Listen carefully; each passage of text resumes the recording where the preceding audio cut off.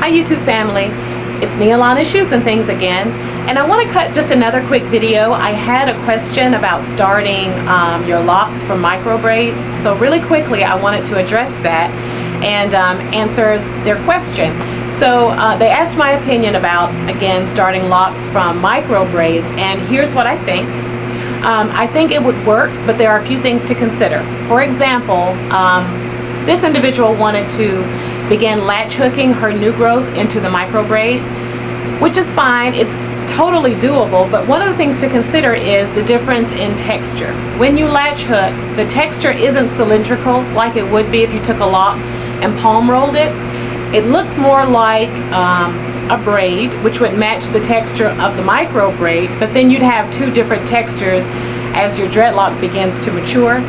So that may not be the look you're going for. Additionally, micro braids are very, very small already, and when you begin to, if you wanted to take a micro braid and make it a dreadlock, your dreadlocks are going to be the same length essentially as your micro braids. And as dreadlocks get older and mature, they also shrink and become even smaller. So it's a good idea and a good rule of thumb when you begin your dreadlocks to make them slightly bigger than you want them to be when they're completely mature. So if you start your dreadlocks, say, this wide, then once they mature, they'll shrink down to about the size of your pinky. So I would not start my dreadlocks with micro braids because you're probably setting yourself up for a lot of breakage down the line.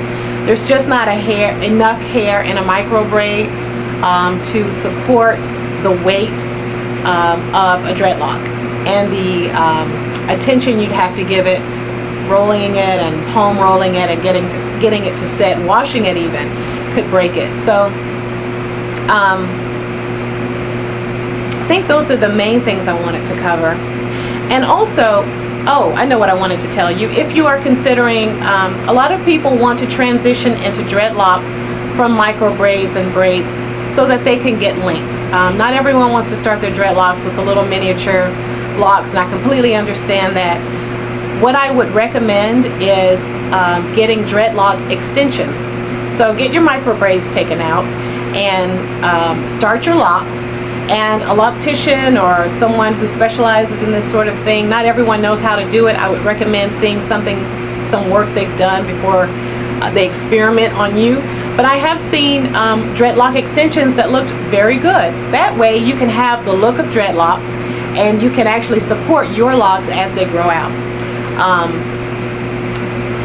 And on a different note, for those of you guys who haven't decided if you want to transition and get maybe dreadlock extensions or starting short, I would recommend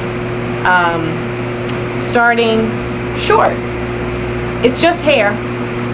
A lot of people I know are nervous about the way they'll look in a short afro, the way they'll look in short locks, but there's so much support and so much good information on things like YouTube and other forums where people can give you style ideas. You want to develop a relationship with your natural hair before it gets too long. In other words, if you keep your hair in cornrows, your natural hair, or you keep it under a wig until you get that much length and think if you're going to put it in a dreadlock, that's fine. But if you want to just experience natural hair, I suggest your first introduction isn't with a head full of it, because everyone's hair is different. You have different textures in your hair. The hair at the nape of my neck is much looser and a bigger coil than the hair in the top of my head. So you have to really develop a relationship, and you don't want to miss out on that journey. That's my recommendation. So start off small. As your hair grows, get your hands in it. Don't always have someone else do your hair. We can show you how to do it. We'll be on this journey together. So you really want to take the time to get to know your hair for yourself as it grows, so that your confidence level will increase as your natural hair gets longer and as your locks get longer, and you can know the personality of your own hair, and you won't be overwhelmed with 3 or 5 inches once the cornrows come out or once the wig comes off.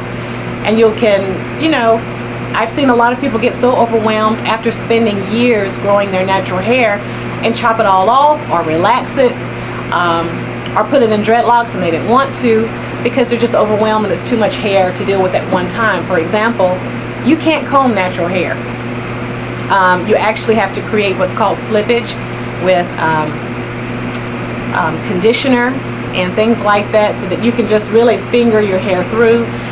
It can be high maintenance at night. You don't just lay down on natural hair. You have to braid it up, otherwise it will mat up on you because of all the small coils in our hair. They will interlock. There's a way you have to wash your natural hair. You can't get in it and just move it all around because it will tangle on you. You have to kind of smooth it and run your hands through. So all of these are things that you learn as you go along, and as your hair starts in a short natural and gets longer and longer and longer, you kind of develop these skills to work with it, and you seek out resources to help you with it as you go along. So that's my spill. I hope I covered everything in this video, and I think I got everything. So I'll see you next time. If you have any questions or opinions, or you want to know my thoughts on something, let me know and I'll be glad to help you out, or try. We'll find out together. All right. See you guys next time. Love you much.